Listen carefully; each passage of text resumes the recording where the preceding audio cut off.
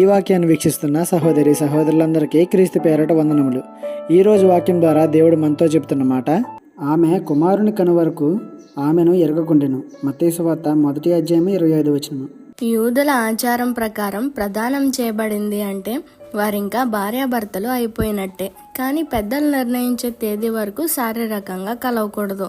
అయితే ఇక్కడ యోసేపు యొక్క కమిట్మెంట్ చూడండి ఎంత స్ట్రాంగ్గా ఉందో. మరియా యేసయ్యను కనే వరకు కూడా ఆమెతో శారీరకంగా కలవలేదంట. తన భార్యే అయినా సరే అలా ఉండడానికి ప్రయత్నించలేదు యోసేపు. ముసలివాడా పోని కాదు, 18 కానీ 19 కానీ ఉంటాయి, యవ్వన ప్రాయం. అయినా సరే ఆయన కమిట్మెంట్ని బ్రేక్ చేయలేదు. మరి ఈనాటి యవ్వనస్తులారా, మీ సంగతి ఏంటి? పెళ్లికి ముందే విచ్చలవిడిగా తిరిగేవారులారా యోసేపుని చూసి ఏం నేర్చుకున్నారు? వారు మోసం చేశారు, వీరు మోసం చేశారు అని సూసైడ్లు చేసుకుంటూ కన్నవారికి కడుపు కోతను మిగులుస్తున్నారు. ఇది మంచి పద్ధతి కాదు మిత్రమా. నీ జీవితం దేవుని చేతికి అప్పగించు, మంచి సాక్షిగా నిలబడు, సాతానుకు బానిసై నిత్య నరకాగ్ని పాలు కాకు. ఈ చిన్న సువార్త పరిచర్యలో మీ సహోదరులు. God bless you. ఆమేన్.